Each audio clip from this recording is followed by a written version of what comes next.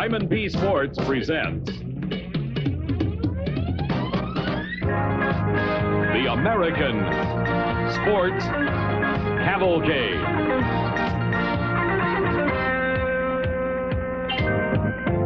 A panorama of speed, color, drama, and excitement. The American Sports Cavalcade.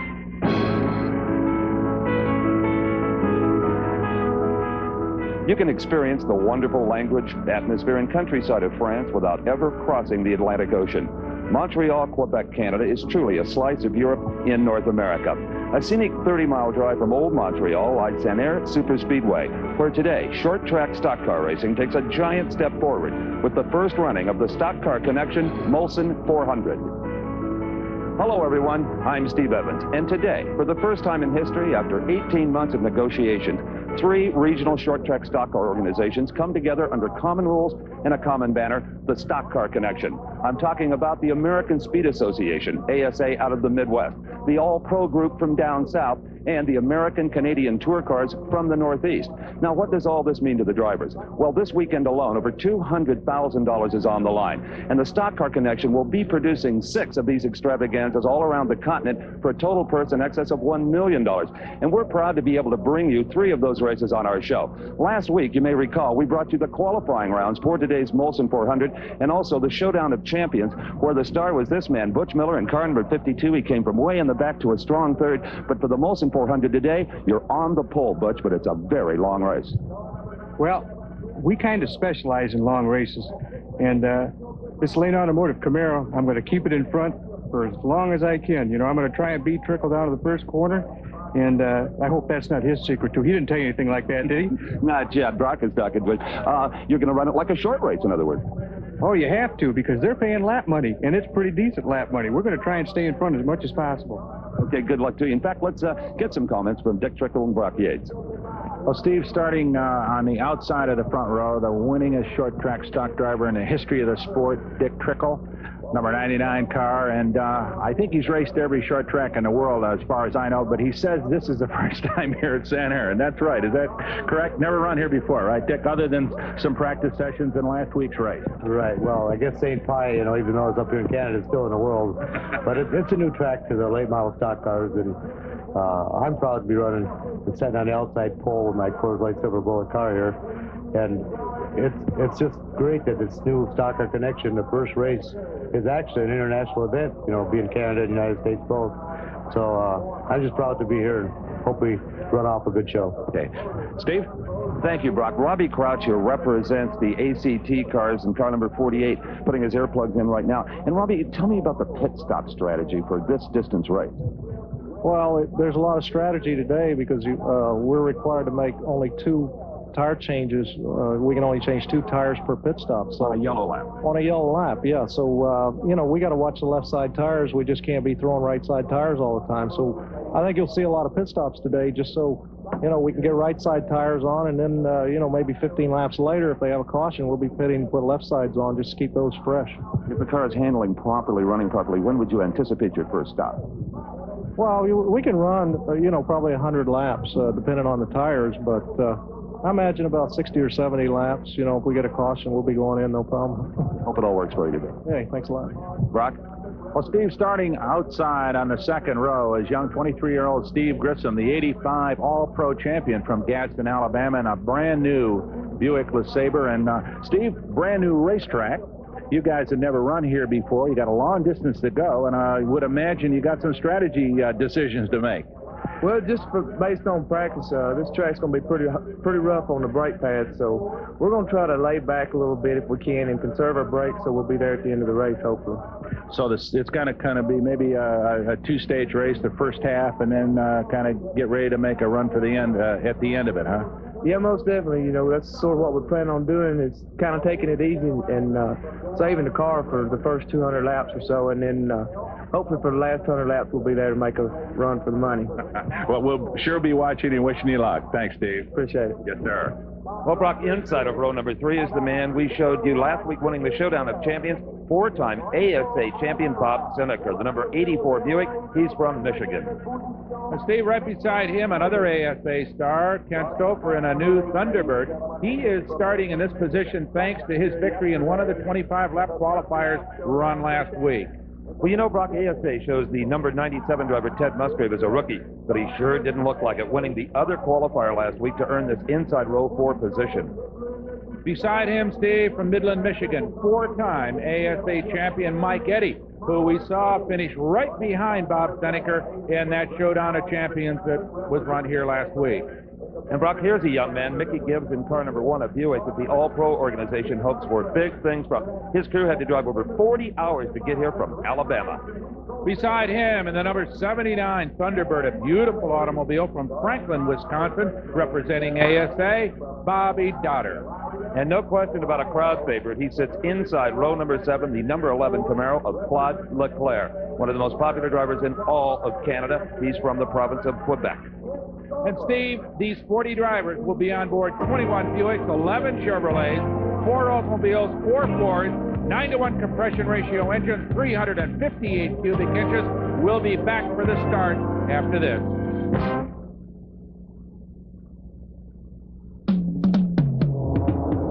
The cars with a Molson 400, all 40 of them are out on the trial for the pace laps, and you're riding along with Claude Leclerc. He is on the inside of row number 7. And Brock, also in this field, we have a second onboard camera, and that rides with none other than the pole sitter, Butch Miller, who we saw win last year at Cincinnati Queen City Speedway. Here we see Miller sitting in his car number 52, a Chevrolet Camaro, getting relaxed. He doesn't seem concerned about warming up the tires or the brakes. He's kind of cruising along behind the pace car. Well, Steve, let's not forget that Miller represents one of 3 really fine racing organizations that have come together here to form up what is called the Stock Car Connection. This is one of 6 races that will be run this season. Now, they represent the American Speed Association, ASA, All-Pro, which is basically from the southern United States, and ACT, the American Canadian Tour, which is based essentially in New England and in Quebec and Ontario, Canada. And it's the ACT teams, Brock, that had to go to the most work to be part of all of this, because they used heavier steel cars with kind of run-what-you-brung motors. They had to literally build new cars with the fiberglass bodies. They had to go to the 9-to-1 compression motor, something they had not done before. The one concession they got, they're allowed here to use their 600 CFM carburetor. All the rest of the races will be the usual ASA All-Pro 390 CFM carburetor, much smaller. And also, they're racing on their home track for the first time. Well, Steve, let's not forget that these 3 sanctioning bodies will separate, run their own schedules for part of the year, and then regroup 5 more times during the rest of this season. But as you said also, the ACT guys do have a little bit of an advantage here at Sanair. They've run here before with their heavier race cars, but the All-Pro guys and the ASA guys, they've never seen this place before. And believe me, they've had some troubles getting set up for Sanair. It's a unique racetrack, as earlier Steve and I had a look at it. Sanair Super Speedway is really a beautifully engineered tri-oval. It's 1.3 kilometers, or 0.89 miles around, measured 10 feet off the outside wall. The front straightaway is 900 feet long, banked at 1.5 degrees. At the end of that straightaway, though, at turn 1, things become very tricky, as you can tell by all the skid marks. It takes quite a bit of braking to get around very quickly. And in turn number 1, there are 4 different radiuses, decreasing as you go through the corner. It is banked at 5.5 degrees. Well, Steve, turn 1 is a little unusual. You're absolutely right about that, but there's a reason for that. When track owner Jacques Gaetan tried to build this track, he wanted to go a full mile, but there just wasn't enough room. He had a restriction on public roads around the property line. So he went to a computer, and the computer said this layout was the optimum for speed and for competitiveness. Now, as the drivers come off turn 1, they come down a short chute and into the dogleg on the back straightaway. Now, it looks like it might be flat out. It's banked 4 degrees, and possibly you could get through here without lifting. But the drivers have to just come off the throttle a little bit, right around 150 miles an hour, and head down another short chute toward turn 3, which is also mighty tricky. It is, Brock, because as you come off of that short straightaway, the track appears to narrow. But Jacques assures me the racing surface is 60 feet wide all the way around. It's just an optical illusion created by that tricky computer of his. Now, turn number 3 is much tighter than 1 or 2. It's banked at 5 degrees, and all in all, due to the tightness and the amount of braking required, it's really a lousy place to pass. And to complicate things even further, against the inside wall, Jacques has installed some vicious little alligator teeth to keep the cars from getting too close there. All in all, unlike most ovals where the turns are pretty much alike, here you have to always remember where you are and drive this track as much with your head as with your foot. Well, as the pace laps continue, we've got an interesting little communications item for you. Steve is hooked up with Dick Trickle with his in-car radio. Steve? Dick Trickle, this is Steve Evans, Diamond P Sports. And more. Dick, knowing the green flag is just a few moments away, what goes through your mind as a driver? Right now, I got new brake pads in, and I'm hoping the car will stop for the laps here until they get broke in. How many laps does it take to get them fitted? I'll probably paid for the first 20 laps, and then we're getting, they'll come back in. Okay, thank you, and best of luck to you. And that is Dick Trickle in that number 99 Camaro on the outside of the front row. A pair of Chevrolets leading him down toward the green flag, which ought to fly in a second stage. It has indeed, Brock. We are underway with the Molson 300 laps of this tri-oval. The white 52 Camaro, a foot fillers on the inside. Dick Trickle, the number 99 dark blue and silver car, has to give way, and we are now riding with the leader the first time on the back section of the dog leg of this racetrack. He's off the throttle a little bit now. The short chute down to that tricky turn number 3. Good clean start as Miller leads him down into turn number 3. Right behind him, Trickle, number 48 Robbie Crouch, and number 31 Steve Grissom round out the top 4 cars. And nobody happier about this clean start than Claude Leclerc. We're running with him now. He is back in the 16th position. Just ahead of him is the 0 car representing ASA. That is Tom Jones. There was some conjecture with all of these new drivers who are new to this racetrack that we might have some accidents here in the early going, but so far it looks real good. But Robbie Crouch is getting a challenger. He sure is. That's number 31, the red and white Buick of Steve Grissom from Alabama, moves underneath Crouch to take over the 3rd spot. And now that number 31 car begins to move in on Trickle, who's in 2nd. So Steve Grissom starts to make his move early in the going. Remember, he told me at the start, Steve, he might sit back a little bit. Well, and also Trickle told me on the radio, Brock, as you heard, he was concerned because he had all new brakes, new calipers, new pads. It would take a few laps for them to set in. And look at Trickle go way high and let Grissom underneath him. So Steve Grissom may take over the 2nd spot as they head down into turn number 1. He does do it. The number 31 Buick of Steve Grissom, Gadsden, Alabama, former All-Pro champion 2 years ago, takes over 2nd spot. And we talked about all these drivers using 9-to-1 motors and the same carburetor. They're also all, just like Claude Leclerc, running on the same spec Goodyear tire. And all of those tires were checked with the durometer before they went out on this racetrack to make sure that no one had an edge, a softer tire than anybody else. Everybody on the same rubber, the same compression size engine, the same basic weight to the car. So this is about as balanced. Oh, and Leclerc is in trouble. Leclerc is spinning and just missing him. John Paul Cabana, but tagging just the right rear corner. It's the 92 car of Peter Gibbons. Boy, you know there's a yellow flag out now. Let's hope everybody else can avoid the 11 car Leclerc, the 92 car of Gibbons, and John Paul Cabana. He made a miraculous move there, Brock. Just a good hard lap, but he has sustained some damage down on the bottom of the racetrack. Well, it doesn't look like Leclerc is damaged at all. In fact, he's underway as we watch Butch Miller shifted up into 3rd gear, going by the scene of the accident. Peter Gibbons out of his car, taking a look at the nose, and there is John Paul Cabana's car as well. So those 2 cars badly damaged. We're under caution here in the Molson 400 at Sanair.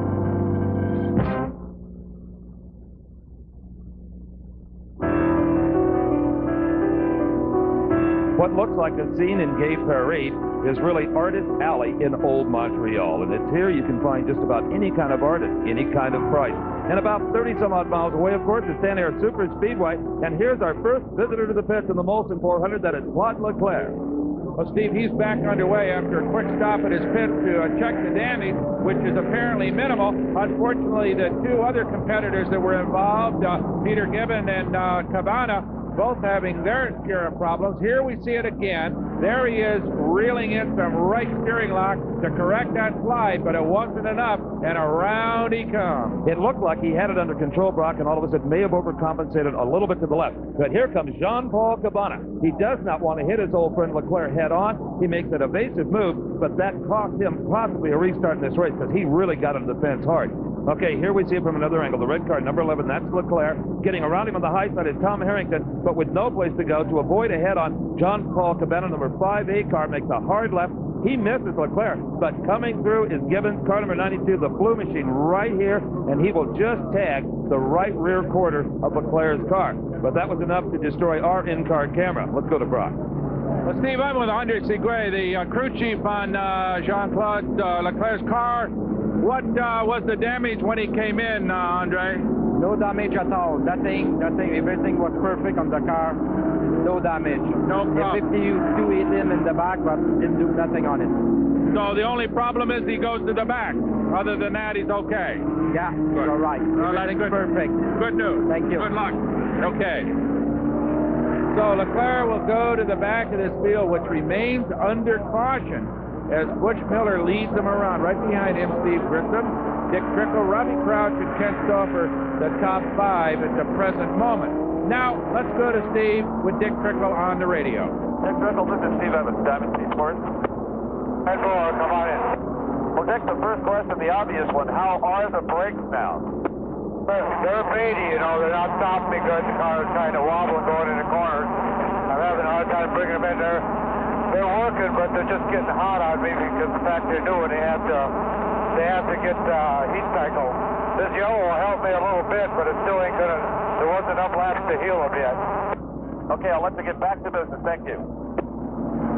Okay, we should be about ready for a restart here at Sanair. The Molson 400 getting the damage cleaned up, and they're coming off turn 3. There's the green, see? Indeed, and it's Butch Miller, car number 52, the Camaro, taking over right where he left off, leading it, but coming underneath number 99, Dick Trickle, is that red and white car of Steve Grissom. Car number 31 has moved into the second spot. Robbie Crouch now makes a move inside Trickle. So Trickle slow on the uptick after the green as we watch the number 11 car.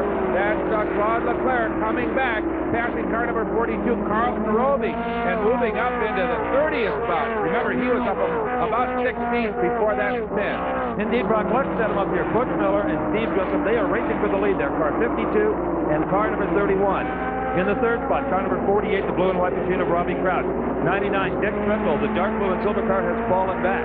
Here we're riding with the leader, Butch Miller, but I'll continue to tell you that Mike Eddy, he is in the 5th spot, followed by Ken Stauffer in 6th, Bob Tenner, car number 84 in 7th, Ted Musgrave, car number 97 in 8th. Look for him to move up possibly.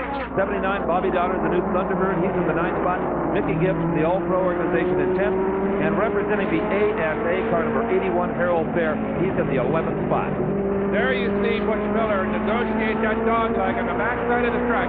You heard him lift the throttle just a little bit, and now burying down into that tricky turn number 3, and coming off with Steve Grissom right on his rear bumper. Grissom, a real surprise so far in this race, Steve. And another surprise too, Brock, but in the other direction is Dick Trickle, who is falling back. I know he's got new brakes on, but so do a lot of the other guys. We expected really, starting in the front row, a little stronger performance early from Trickle. Maybe it's the brakes, maybe it's something else in the car.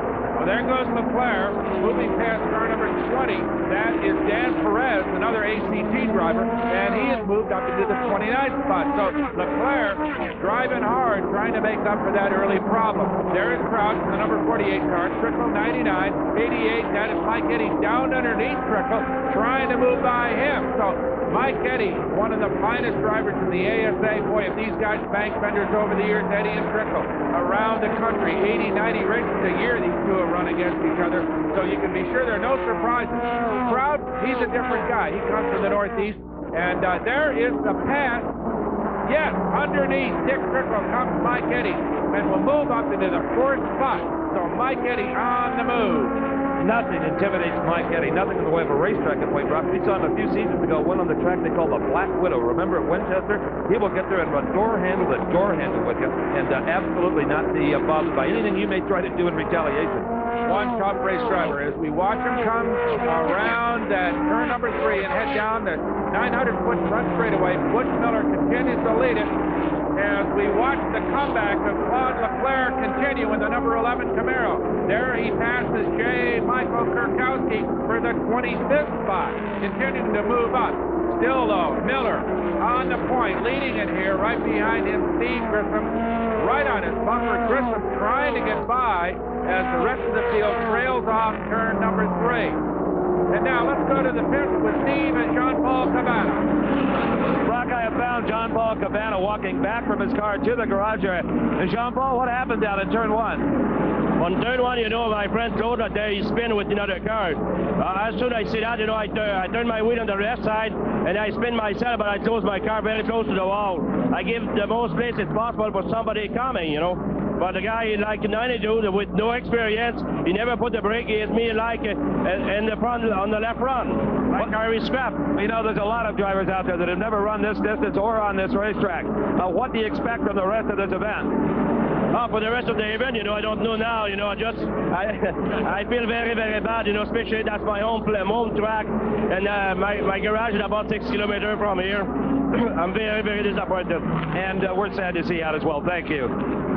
Well, a really tough break for the Quebec fans here who saw two of their very favorite drivers, Leclerc and Cabana, tangled up in the same little dust-up in turn number 1 as we watch Robbie Crouch and Mike Eddy go at it here. Crouch in the 48 car, Mike Eddy in that lime green number 88 Buick, diving underneath Crouch, going off turn number 1 and taking over the third spot. Well, Robbie Crouch, Brock, didn't even seem to aggressively defend that third spot. He stayed high down the straightaway, then into the turn, and of course Mike Eddy's going to take advantage of that. Well, Crouch, a real sportsman. It could be that he just figured he couldn't hold Eddy off and let him by, or else he got a little bit high in the corner and just had no other alternative. And there you are, looking over the shoulder of the leader, Butch Miller, as he rides high, wide, and handsome here in the Molson 400.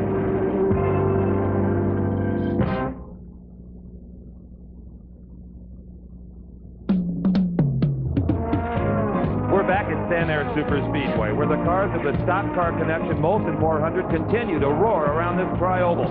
I'm Steve Evans, along with Brock Yates, and that is Steve Grissom, who is closing in on the leader, Butch Miller.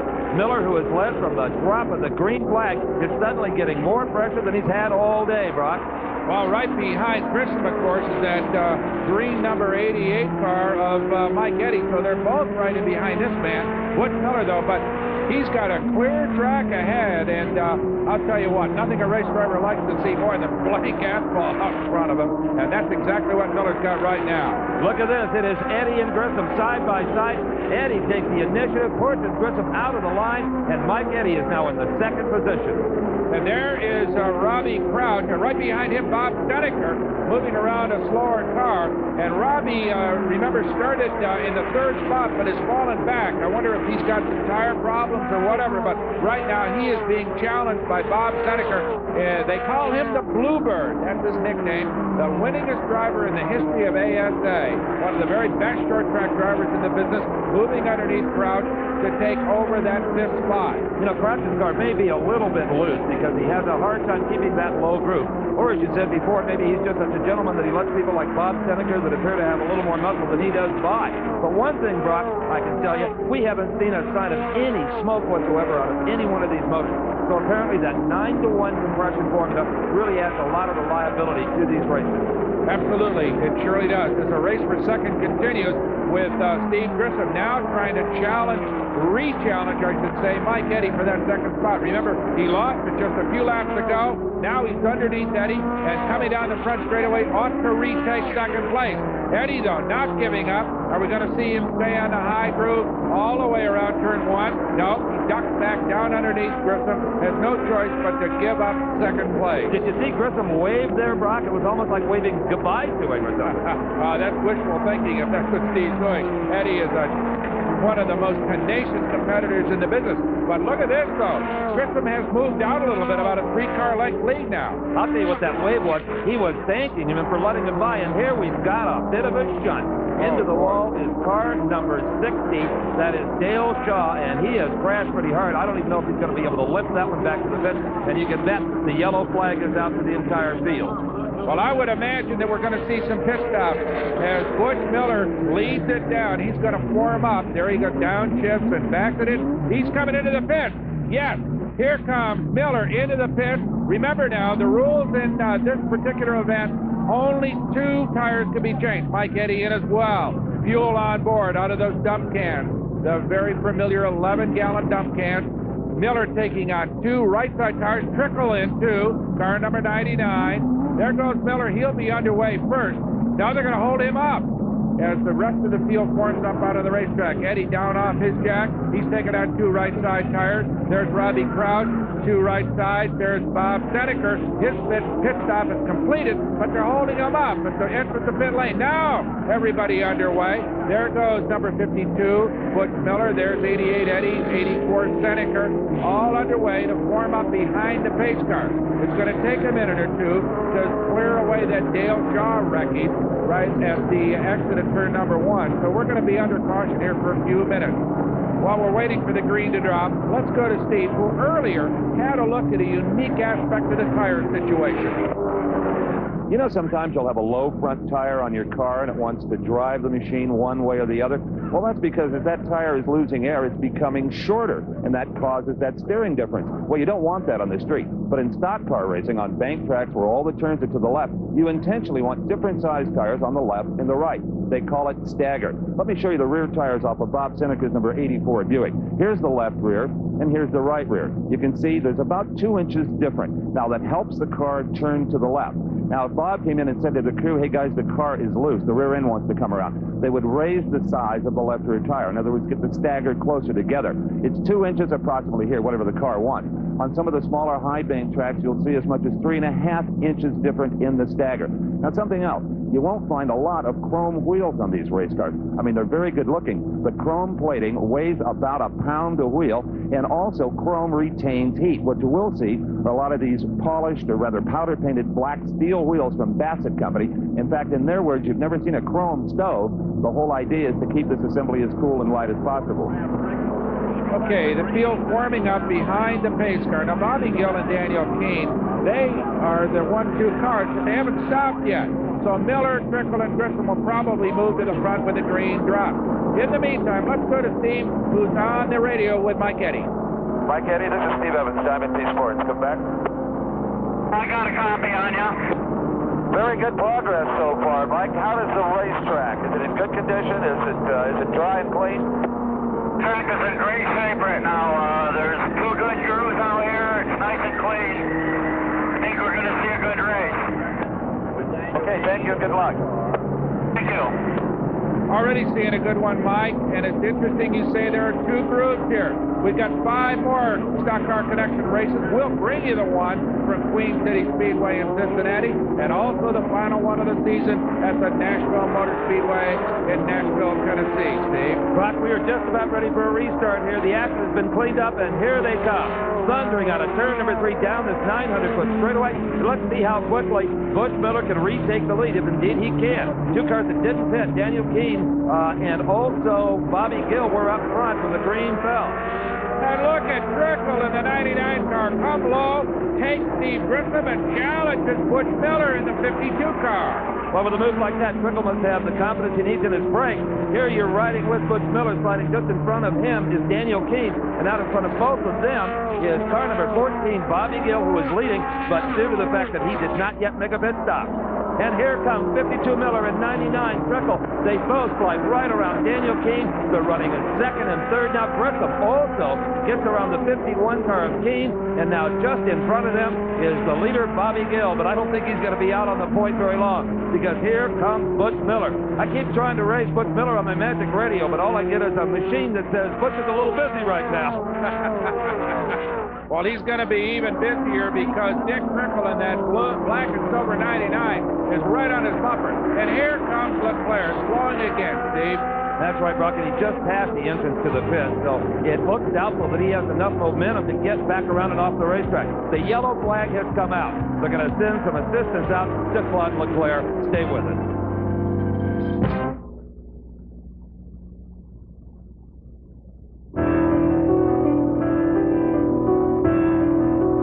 This narrow avenue, called Saint-Sulpice in Old Montreal, is typical of the streets in this region. They were laid out in 1672, when Montreal was the center of what they called New France. Well, back at Saint-Sulpice and Sanair Super Speedway, the green flag is out again, and in the pit area with Claude Leclerc is Brock Yates. Brock? One of the most popular drivers here at Sanair, a man who's given our camera car such a good ride, and he obviously disappointed.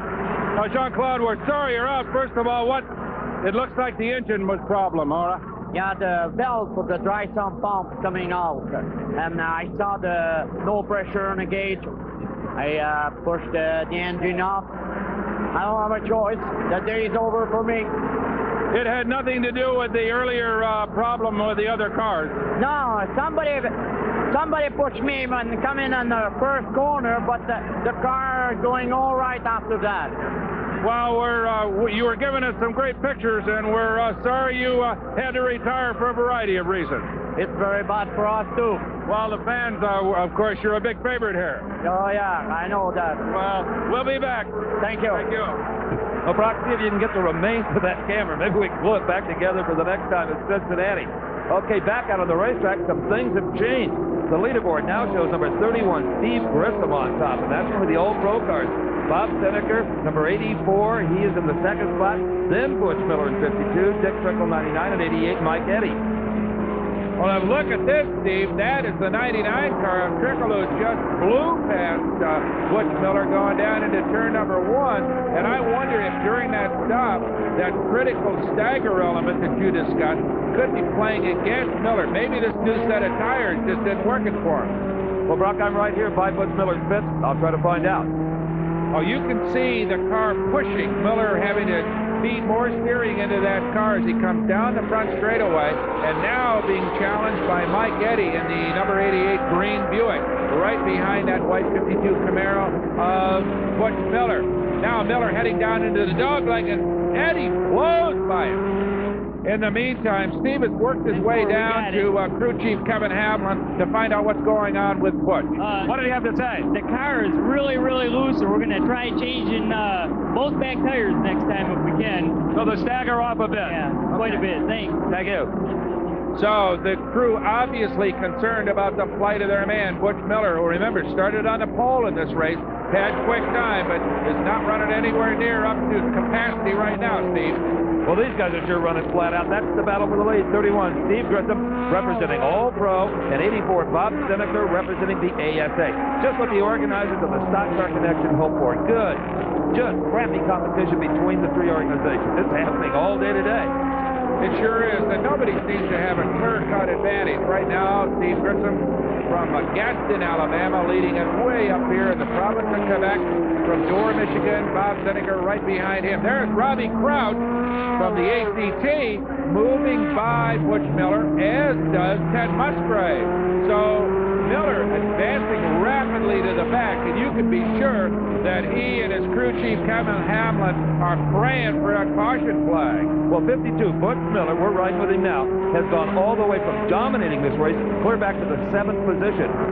Well, Steve Grissom is up front, car number 31 for All Pro. Bob Senecker just behind him, a little fire coming out of the exhaust, but no smoke, so doesn't appear to be any major problem with the engine. That's the way that car is running anyway. In the 2nd position, statistically, Bob Senecker wins 1 out of every 3 ASA regular season races he enters. You just can't beat that. The most consistent driver of them all, a man who is just so experienced in short track racing as he set his sights on this youngster from Alabama, young Steve Grissom, just in his early 20s. Oh, look at that. That is Daniel Keene, car number 51. Crash is coming out of the dogleg. That is going to bring out the yellow flag that Butch Miller has been praying for, and will give him the opportunity to leap into the pit. Well, Daniel Keene, remember earlier, led us just a little bit out of Tampa, Florida, back underway. He'll head for the pit. Steve? Brock, I'm in the pits of car number 52, Butch Miller. You heard Kevin, his crew chief, say that the car is loose. The stagger is off. What you may see here is changing both rear tires. Normally, of course, they change right side. Yes, indeed, they are changing both rear tires, trying to get the diagonal balance back in this machine. So, time being gobbled up is Steve Grissom, also in the pit, getting underway. Grissom took on the allowed 2 tires. Here's Butch Miller. That stop continuing. There's an official there with a stop sign gathering these cars up to organize them apparently for the restart. But down pit row, a big surprise. This is Mike Eddy, car number 88. He is in the pit area. The helmet is off, and apparently Mike Eddy is done for the day. Brock is there. What's the problem, Mike? It just quit. Some kind of ignition problem. I don't know what it is for sure. Okay. So there's the story. Mike Eddy's crew hard at work. Don Biederman, the crew chief, going after the ignition system as Mike gets out to help. Oh, everybody charging into the situation. They obviously haven't given up yet. Well, the way Mike Eddy pitched that steering wheel when he got out of the car, they may have to fix it. It may not be completely round anymore. You always hate to see a Charger like Eddy out. Bob Seneca leads it, followed by Dick Trickle, number 99, the Camaro, then Musgrave, Stouffer, and Gill. In fact, let me see if I can raise Dick Trickle on the radio. Dick Trickle, this is Steve Evans, Diamond P. Come in. I'm back. Well, that pretty new car you call Lacey has turned out to be quite a lady, running in strong second place right now. Coming off, my brakes are starting to heal, and it's getting just a little bit better. We changed our pit stops right. We're in pretty good shape right now. We got to go green here. Okay, he called it. Dick Trickle called it. Ducks in behind Bob Seneca in that second spot. That 84 and 99 veteran campaigners on the ASA trail coming off turn number 1. The green flag flies. We're underway again. Well, Seneca leads it. Butch Miller is after the stop back in the 6th position, car number 52. Here is Dick Trickle, the dark blue and silver 99 car going underneath Seneca. And Musgrave trying to tuck right in behind Trickle, and they make it work. Both of them get right by Seneca, and Seneca suddenly strikes back on Musgrave. Oh, boy, this is some kind of short-track stock car racing, Brock. It sure is. As Seneca goes high all the way around turn 3, nose to nose with Musgrave, and gets second place back. So it's Trickle, Seneca, Musgrave, nose to tail through turn number 1. And Butch Miller's crew for the 52 car may have accomplished something. We can look here as he comes into the dog like he's not fighting the car like he was. And he has also passed number 90, Ken Stauffer from the ASA, and right now is chasing Steve Griffin for the 4th spot. Right, so it's apparent that they've got that combination more to his liking, Butch Miller's liking, as he heads down the front straightaway. Right ahead of him is the number 31 car of Steve Griffin. So Butch Miller is definitely back in the hunt with that number 52 Camaro. And here we can see the interval between Grissom in 4th place and 52 car Butch Miller in 5th. In fact, watching Butch inside the car, it looked like a Sunday drive compared to the way he was having to drive the car before the pit stop, Rod. Very evident, Steve. He was fighting that wheel all the way through that turn number 3, and now you can see him just slide through there. There are your leaders, Trickle, Seneca, and Musgrave. Right, nose to tail here in the Molson 400 as the action continues. Stick with it.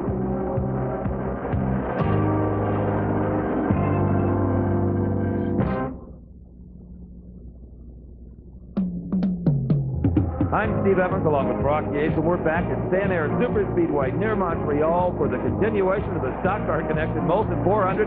Nothing has changed since we left you. Dick Trickle, who struggled earlier with some new brakes, obviously he's got them seated now. He's running up front, the 99 Camaro. Bob Seneca in the 2nd spot, and here's our camera car, Butch Miller. He is running back in 5th, but on the prowl. Well, he's definitely got some performance back after that last pit stop, Steve, and it's a factor again. But look at these two. That's Musgrave and number 31, Steve Grissom, going at it in a punch-up for the 3rd spot. Right behind them, Miller. Of course, in front of them is Trickle and Seneca. There you see Seneca trying to get underneath Trickle. Down the front straightaway they come. But Trickle, so experienced, he's not going to let him by in that situation. But look at Musgrave and Grissom go at it. Young Steve Grissom executes a beautiful pass on Musgrave. He wins in the 3rd, but Rocket detected just a hint of smoke coming out of that motor. And look at here, side by side, 52 Butch Miller and Ted Musgrave. That's the fight for 4th position. First it was Grissom that got around Musgrave, and now, Butch Miller moves into 4th. There's Miller going down the front straightaway. Right in front of him, you can see that Steve Grissom's red and white number 31 car. A little mob of cars right there, some slower traffic and the leaders as well. There's Grissom underneath Seneca, challenging Seneca for the 2nd spot. So Steve Grissom definitely on the prowl here. What poise that 23-year-old driver is showing here, Brock. Came all the way from down south to one of the trickiest tri-ovals on the continent, and is right now challenging for 2nd spot on the inside. Grissom has the line over the veteran Seneca, and he does it without them touching, and that was miraculous. Seneca didn't like that a bit. He hung around trying to find a way to pay him back. I don't think he's going to be able to right now as we watch Butch Miller, who has now taken command of that 4th spot and is moving in behind Seneca. So Butch Butch Miller definitely on the move. Those two rear tires have made all the difference in the world for that young man. As we watch Steve Grissom go around some slower traffic there. There's Butch Miller moving in on that blue car, that Buick of Bob Seneker. Seneker seems to have a little bit more speed through that dog leg in the back seat. Notice he's pulled out a little bit, and then down into this turn number 3, it looks like Butch can move in on him a little bit. Well, that's true. Seneca's car may be just a little higher geared where he doesn't get quite the launch up the corner, but in that 900-foot straight, it will more than make up for it. There's the number 84 car, Bob Seneca. He is running in the second position. And there's our leader, 99, Dick Trickle, the veteran from Wisconsin. And right behind him, in fact, trying to pull alongside, is Steve Grissom, the 31 car from down south. Wow. What a race. Here they come around slower traffic into turn number 3. Grissom right on his bumper, the rear bumper. There's the racer, third, 52, Butch Miller, right in, tucked in behind Bob Seneker in the 84 car. And Brock, how about it? I just saw John Paul Cabana, the number 5A car. He miraculously got it repaired enough where he's back out there. His 30th year of racing, he's not about to quit here. He's announced this will be his last year, but certainly not his last race. The fans being treated up front to a tremendous battle between Dick Trickle, the 99 Camaro, the dark blue and silver car, the youngster Grissom, who just keeps gnawing on him with that 31 machine, that Buick, and the engine blows in Grissom's car. That kind of smoke can only mean one thing, probably a connecting rod, because that car is out of the race, and let's hope everybody can skate around in that oil safely. Well, here comes a very, very despondent young man from Gadsden, Alabama, heading for the pits. This will probably bring out the yellow flag, I would imagine. Yes, it does. Everybody backs it down. There is Trickle's crew. Here comes Seneker. He'll come in for tires. Everybody going to make some more adjustments to try to get it right here at Sanair on this very tricky racetrack. And here is Dick Trickle, the 99 car. I overheard him on the radio, Brock, telling his crew that he wanted 2 rear tires. But you know what? Down in his pit, he's getting 2 right tires. There may have been some miscommunication there. I distinctly heard him say rear tires. Seneker down off the jack. He took the 2 allowed tires on a yellow stop on green. You can take all you want. Now, Trickle, he's down towards turn 1, so he will be first out of the pits with that 99 car. And they are starting now to line them up. We're still under yellow here. A number of pit stops going on. All of this, of course, created by the engine explosion of number 31 Steve Grissom. That brought out the yellow. Now, some cars pitted, some cars didn't, depending on their strategy. Well, enough did where Dick Trickle has now been pushed back into the number 12 spot as he goes out onto the racetrack. And look who's cruising around in the lead, taking a little refreshment. Butch Miller, his car was handling perfectly, saw no need for a pit stop. He stayed out there and took over the lead. But right now, let's go back to the garage area with a very disappointed young man. Well, a super drive by Steve Grissom, and then all of a sudden it was just instantly over, and I would have reckoned something went wrong up front. Yeah, I think we broke a rod or something like that, but the car was working awful good today. I can't say enough for the crew. Bryant and all the boys, they've worked real hard this weekend and put in an extra effort, and I think it showed up today on the racetrack. It sure did, Steve. You were right there all day long, and what were your feelings had the motor not gone away on you? How was it?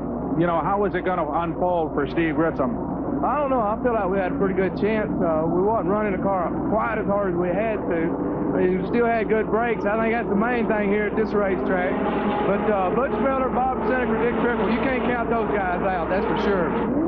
Boy, we look forward to seeing that young man as the season progresses. Butch Miller in the lead, as we said. Ted Musgrave, 97, he's in the second spot. Robbie Crouch in that car, number 48, he's moved in. Paris Southerners, 4th and 5th, Jody Ridley and Bobby Gill. Let me see if I can reach Dick Trickle on the radio and see if we can find out about that pit stop of his. Dick Trickle, Steve Evans, Diamond P again. Come on back.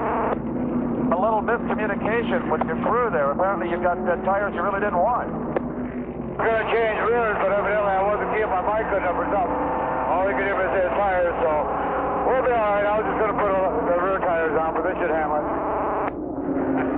So as we get ready for a restart here, Trickle didn't get quite what he wanted, but I'll tell you what, he's a veteran. He'd probably drive that thing on a rim, Steve. Oh, I guarantee you, Brock. And up front on the restart, that is Butch Miller, car number 52, and they are really tightly grouped here. The yellow flag has brought everything together again. It's almost like a brand new car race. It sure is. There's your race for third. Robbie Crouch in the 48. and the number 98 car of Jody Ridley, who has moved up into the top 5 for the first time this afternoon. Ridley, a real veteran of the Grand National Stock Car Wars, Short Track Wars in the South, a really fine race driver. And there's Dick Trickle, the number 99 Camaro. Now, the red and white car, number 8, that's Yvonne Bédard. He is down a lap. So Trickle, even though he passes him, is still in the 12th position. Holding down 11th is Bobby Dotter in that beautiful Thunderbird machine. That is car number 79. Trickle now has to try to get up and get around him. He really fell back on that pit stop. As we go now to the race for third, that's the 48 car of Robbie Crouch. Right behind him, the veteran Jody Ridley in the 98 car. But there they are up front, and we're right with our man, number 52, Butch Miller, has been carrying that car all day, and the insight that in-car camera shot has given us, he is really on a cruise right now. Number 97, Ted Musgrave, keeps trying to pull up on him, but anytime he gets close, Miller just again drives away. Well, a lot of guys said before the race, as we watched Trickle go around J. Michael Kurkowski and move up a little bit farther, but he's still got a long way to go to get back up toward the leaders. As we said earlier, a lot of the guys felt that if the car was right, Butch Miller would be very, very tough to beat on this racetrack. Well, you figure last year during ASA's regular season, Butch Miller won 5 races, and that was as good as anybody else did. So Butch Miller in command here at the Molson 400. We'll be right back.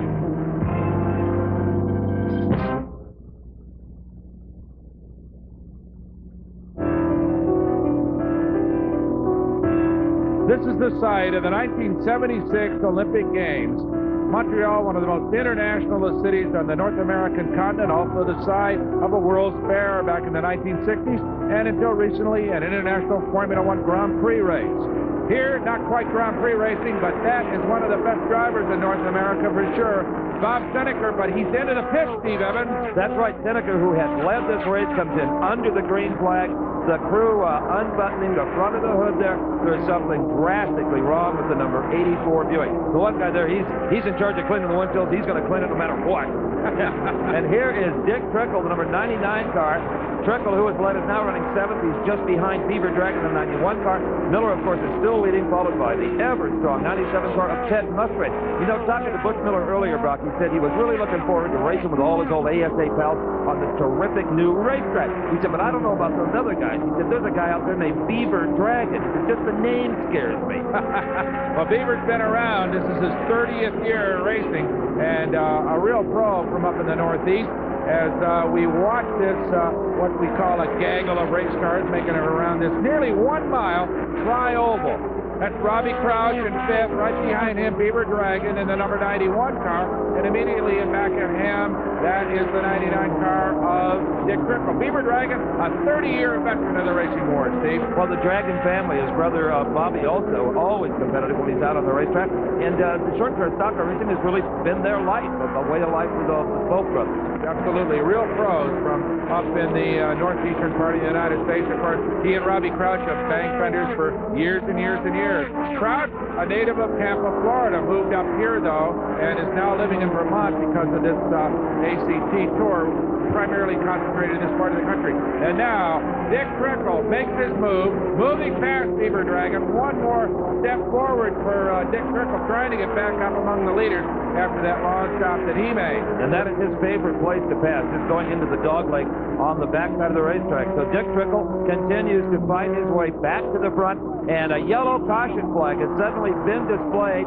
The stop car connection officials say there's some debris down in about turn 2.5, kind of between turn 2 and turn number 3. They might puncture a tire if it was to be left out there, so they're going to get in and do some cleanup. And here's the leaders woeing it down under the yellow. Butch Miller, car number 52, followed by car number 97, Ted Musgrave. Jody Ridley continuing to run into that 3rd spot. With the yellow out, let's check in with Brock in the garage area.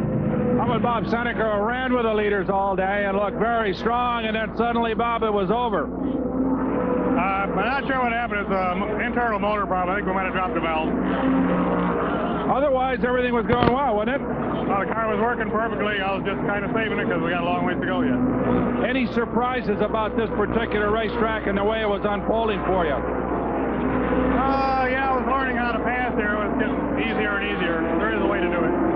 With the yellow out, there's some pit stop activity. Ted Musgrave running in the second spot. That Wisconsin driver brought the 97 car in, and looks like they're going for tires on the left side. They got right side tires. They take more abuse on the racetrack, but now they need left. And here comes Dick Trickle. Now remember, he did not get the tires he really wanted on his last stop. This time, let's see, he's only allowed 2 under a yellow, you'll recall, and he's taking on left side as well. So both Musgrave and Dick Trickle taking on left side rubber. Now, Trickle should be in good shape tire-wise because he had hardly anywhere at all on that right side, so he's looking good. In fact, most of the tires coming off of these cars are far from worn out. It's a good, cool day, a very smooth racetrack. A lot of the rubber will be used again in hot lapping or qualifying or maybe even some final lap somewhere else down the road. Well, there goes Ted Musgrave back out onto the tri-oval here at Sanair. Let's go down to his pit area. Brock with his crew chief. With Ollie Meadow, Ted Musgrave's crew chief, and things are looking pretty good. A little bobble on that stop, but probably not enough to really hurt you, I wouldn't imagine, Ollie. No, I don't think it'll hurt us too bad. There's a long way to go here yet. We had a slight push in the car. We made a stagger adjustment on that stop, and I think the car will be working a little better now. Tire wear pretty good so far. That's your first change on the left side? First change on the left, yeah. Tire wear is excellent. Tire wear, the least of anybody's problem so far. Let's once again, via radio, check in with Dick Trickle. Dick Trickle, car number 99, Steve Evans again. Come on back. Well, Dick, that was an excellent and a very fast pit stop. Did you get everything you wanted? And 4. I would put left side tires on the car.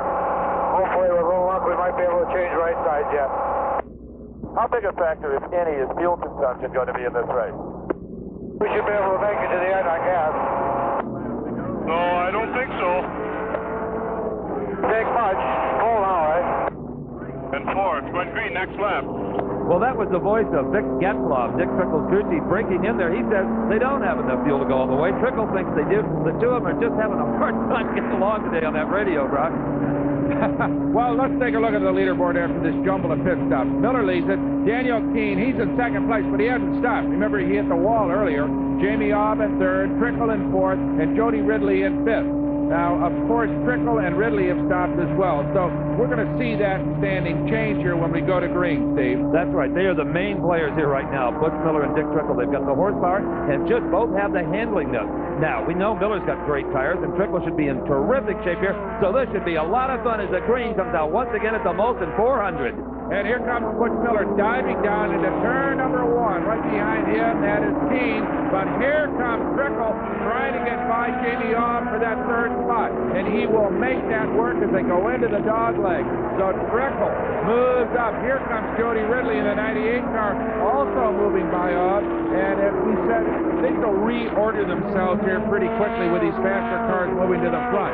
The question, though, Steve, is Butch Miller's got a clear track ahead of him. And also, look at this, the 79 car just behind the blue machine of Jody Ridley. You'll see Bobby Dotter right there. He has now moved into contention as well. So Bobby Dotter and also Jody Ridley, their cars have been performing better all day long as the crews get these new machines figured out.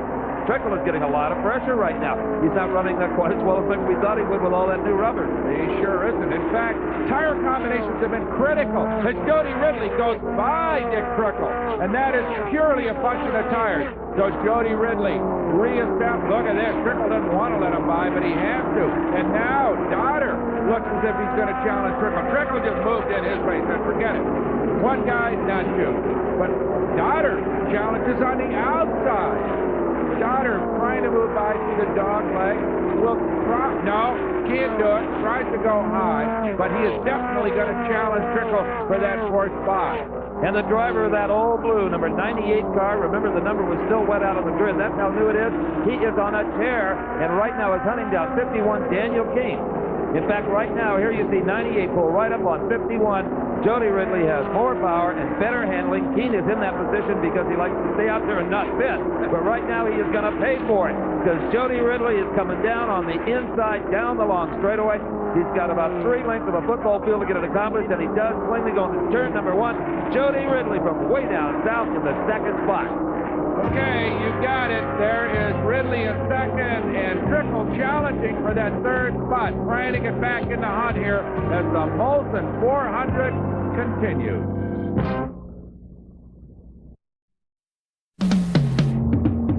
For or under caution here at the Stock Car Connection. Molson 400. You just saw the record there. Well, he's pushing off Beaver Dragon car number 91, who broke out on the racetrack. That brought out the caution flag. That is probably going to bring about a flurry of pit stops, and they should be the final ones of the day. In fact, here comes our leader, Butch Miller, down onto pit road. He sure is. He's in a big hurry. This is time that can be really gobbled up while you're in a picture. And his pit, along with Trickle's, way at the far end. There's his crew getting ready to go to work on him. Now, we've seen all day long guys go fast and slow down, then go fast, all based on the tire changing combination. There's Trickle in right behind the leader. Here comes Jody Ridley in the 98 car. They're going to change the right side for him. Going to get a little drink. It's getting a little bit warm out there. Trickle getting the right side this time as well. Down off the jacks. Here comes Butch Miller. Back underway again. That was a good quick stop for him. Well, yeah, a little quicker than his crew anticipated. They wanted to put a little more fuel in it, and Miller left with the fuel can still stuck in. Occasionally, you get them tangled up. Well, Ridley's pit stop is not quick. Jody Ridley, car number 98, he wants to get going, and the crew is taking a little more time than he liked. Well, it's been a guessing game, as Brock pointed out, all day long, as far as tires and stagger and any adjustments to the chassis were concerned. Well, this is the last chance anybody's going to get to adjust anything. Already back out on the racetrack, we see Butch Miller, the number 52 car, who has been so very strong today. He hasn't led every lap, but pretty darn close. And here comes Robbie Crouch into the pits. He made a couple another yellow laps, avoiding the traffic jam there. The Vermont driver has been strongly in contention all day long. When he pulled in here, he was running in the 4th spot. And again, yes, he will take on right side tires and just enough fuel to finish this race. You see a crewman with a little pan back there to take any of the gasoline overflow, checking the tire pressure on the left-hand side as tires are going on the right. Now, these teams don't run that many long races, so look, that activity maybe not quite as well orchestrated as you can see in some forms of stock car racing, but out he goes. Robbie Crouch burning rubber, and down in the pit area to talk to his crew chief is Brock Yates. Brock? Dick, a big gamble, I would imagine, for those right side tires. Well, we had the combination in the last tire stop. We lost it, so we had to try to find it again. So you think maybe you'll get it back with this different compound on the right side now? Well, it's a little different sizing. We think we stand a better chance. Okay, I hope it works for you. Thanks. Well, the key word there was we hope it stands a better chance. And as we pointed out, it has really been quite a guessing game. But now what we have, all the pit work is completed. If you pit now, you're going to lose. We have got a sprint shootout to the finish, Brock. Absolutely. Butch Miller leads at Trent Musgrave, Dick Trickle, Tom Jones, and Jody Ridley. Those are the top 5 guys, the best shot at it. But the way we've seen it go this afternoon, people have moved up and down through the standings all day long. That's basically been tire selection and chassis setup. The engines, they've been just about equal, and that is not an accident. The engines here are very much alike. And earlier, Steve had a chance to look at that concept. 6 or 7 years ago, when the concept of the highly reliable 9-to-1 compression engine came around, everybody thought, well, that's a pretty good idea, except for one thing. How do we know somebody's not cheating? Well, at first they tried some simple compression gauges, and they didn't work. Well, thanks to Chevrolet engineers who use a device called the Whistler on the engine assembly line, they can check the compression. Here we see them working on the number 41 Buick of Jamie Obey. Now, into one cylinder, with the piston at top dead center, they inject air under pressure. Now, the air bouncing around in there creates sound waves. Now, the Whistler already knows the size of the engine, the temperature of the air, and now can interpret those sound waves, read out the compression ratio, accurate to within 100. Now, they allow them a little air factor. 9.49 is okay. 9.5, and you're out of here. You can bet that all the cars whistling around Sanair today are dead legal compression-wise. And boy, does that make the competition equal, as we've seen. Right now, 20 laps to go here in the Molson 400, and the man who leads them off turn number 3 for a green flag is number 52, Butch Miller. And I'll tell you, Brock, if I was a betting man, the only guy I see out there capable of getting Miller might be Musgrave. He is so strong. Even though he's listed as a rookie, he's got years of experience. He's just a rookie in that particular association, ASA. We saw him win a qualifying race last week. He is double tough, and Butch Miller knows that.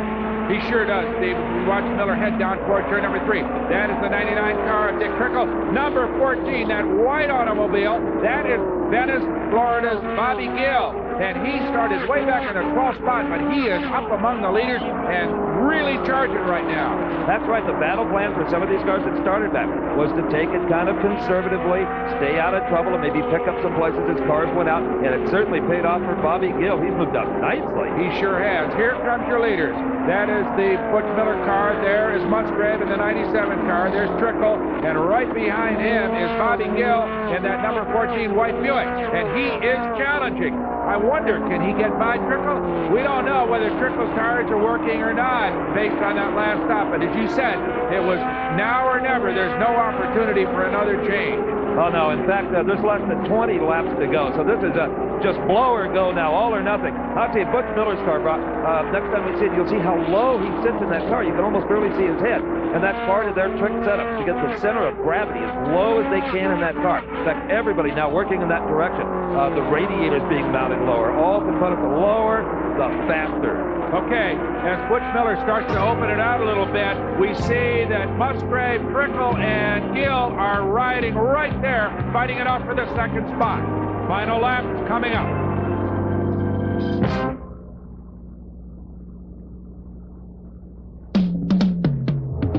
The closing laps are unfolding of the stock car connection Molson 400 here at Sanair Super Speedway.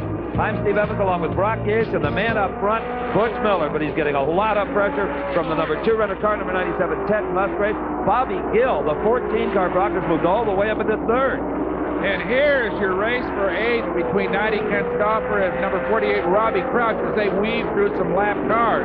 But those two guys have been going at it all afternoon and have really been victims of that tire guesswork that we talked about earlier, both of them. Well, here's car number 99, Dick Trickle from the ASA, and one of his running mates also from that association, the Zero car, Tom Jones. That's the battle for 4th, and Jones makes a move on the outside, but Trickle is able to fight him off so far anyway. And there you see back there the Thunderbird 79 of Bobby Dotter. He is down a lap in the 10th position. So the top 9 cars are on the lead lap, Brock, and that is a lot for the whole concept of these 3 sanctioning bodies getting together. Terrific. Look at this Tom Jones go, though. They call him the Zero Hero. He runs that Zero car, that Oldsmobile out of Northbrook, Illinois. And I'll tell you what, he's given Trickle all he asked for and then some. Look at that. Through the dog leg, Tom Jones gets by Trickle. That moves him up into the 4th spot. Trickle back down into 5th. So we've had a major standing change here in the final lap. Trickle surprisingly weak in what we thought would be the time where he'd make the big charge toward the front, Steve. That's right, Brock, and I think you're right earlier. The whole thing has to do with maybe a little problem there when he got the wrong tires, because if you're off a 1/4 of an inch on these cars, believe me, the circumference of the tire, a 1/4, a half inch, you can tell. It makes a difference. But here comes Trickle back. He's going to try to get around. Yeah, he's going to do it on the outside. Tom Jones, take that. Well, he sure did, and that's because Jones was balked a little bit by a lap car. Here comes Jones again, though. He's going to make a move on the inside. It doesn't work. So Trickle resumes that 4th spot. But I'll tell you what, that Zero car, right behind him is Bobby Dotter in the 79 Thunderbird. So both those guys challenging. Jones down low. Trickle got a good shot there, though. And Jones falls well back now. But Tom maintains that 5th position, Bob, because all the cars in and around him are down at least 1 lap. So running 4th is Trickle, running 5th is Jones, and there's our leader, number 52, Butch Miller. If Miller can just hang on here a few more laps, he will get Brock probably what is his biggest ever racing payday. So Butch Miller off turn 3, clear track ahead, got the right setup apparently on that last stop, because you can see that car working just perfectly around this tri-oval, and nobody is really in a position to challenge him.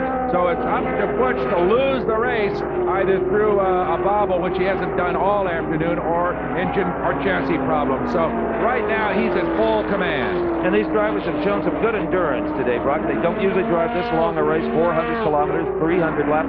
Everybody out there very alert. Here comes Ted Musgrave in the 97 car. What a race he has run. Started back in the number 7 spot and is just charged to the lead and stayed there. Terrific drive by both Miller and Musgrave. You can see the interval there. Miller by no means in a dominant position here, but based on the interval that we see right there, it would take 3 or 4, maybe 5 really very quick laps for Musgrave to make up that interval of about 10 cars. And we don't really know how hard Butch Miller is driving. Maybe flat out, or maybe saying, wait a minute, unless he pushes me, maybe I don't use everything I've got. Well, based on our in-car camera, you can see that he's not working too hard. He's just got a nice, smooth rhythm worked out of the car. Notice here comes turn number 3. He just got a little twitch of the wheel there through that relatively tight corner and down the last lap. White flag out. Less than a mile to go for victory for Butch Miller. Ted Musgrave still hanging in there. Musgrave knowing that anything could happen here. He could blow a motor, puncture a tire, lose his concentration on the last lap. You just never give up if you're Musgrave. So he's driving. Look, and here comes Musgrave right now. He has narrowed up that distance on the final lap, but it is not going to be enough. Across the start-finish line, it is Butch Miller winning the first ever stock car connection Molson 400, and what a happy crew. And they ought to be. They've run beautifully, managed his pit work perfectly all day long. We'll be back to talk to Butch Miller after this.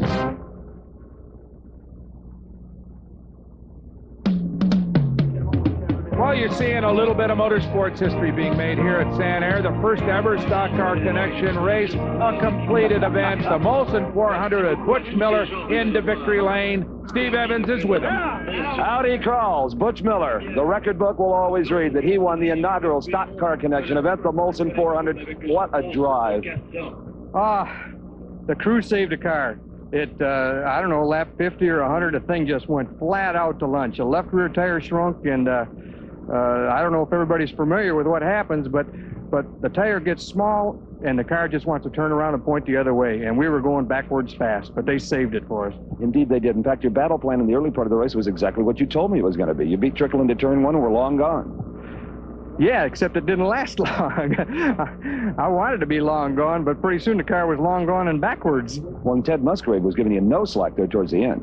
I tell you what, he should have been ASA and stock car connection racing long ago because he's a good chauffeur. Well, today you earned pretty close to $20,000, the way I figure it. I can finally buy a new race suit.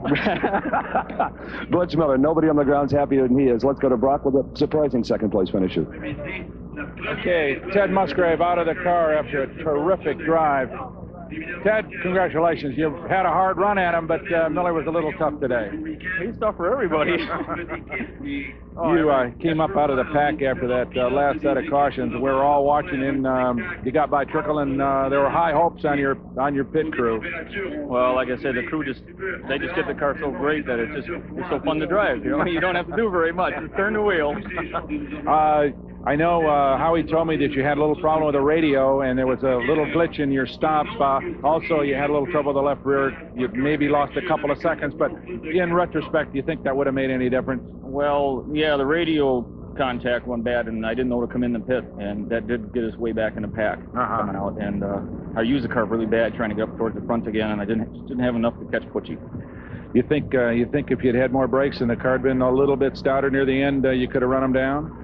I'm not quite sure. I think Butchie was just being a little more sportsmanlike and let me catch up. Well, you put on a fantastic show. Congratulations, Ted. That was great. Well, Butch Miller is a great sportsman, Ted, but I don't think he's ever going to intentionally let you catch up. The average speed of the race, 94.261 miles per hour. 6 lead changes among 5 drivers and 12 cautions for 63 laps. Not that bad when you consider that about 2/3 of the field had never run this particular racetrack. And you know, we'd like to offer a special congratulations from our entire Diamond P gang to the organizers of the Stock Car Connection. The founder of the American Speed Association, Rex Robbins, the man who started the American Canadian Tour, that'd be Tom Curley, and from down south, the man who back in '81 founded the All-Pro organization, Bob Harmon. A good job by not only the organizers, but especially the competitors. They came from north, south, and the Midwest. Everybody got together, had a great time, and more importantly, had a terrific injury-free inaugural race. For Brock Yates, I'm Steve Evans. So long from Sanair Super Speedway in Montreal. The executive producer for American Sports Cavalcade is Harvey M. Palish. Produced and directed by John B. Mullen. Promotional consideration provided for and a fee paid by the Style Auto World Championship Team, the nation's premier source of fast lane fashions. Style Auto, the champion's choice for the style of your life.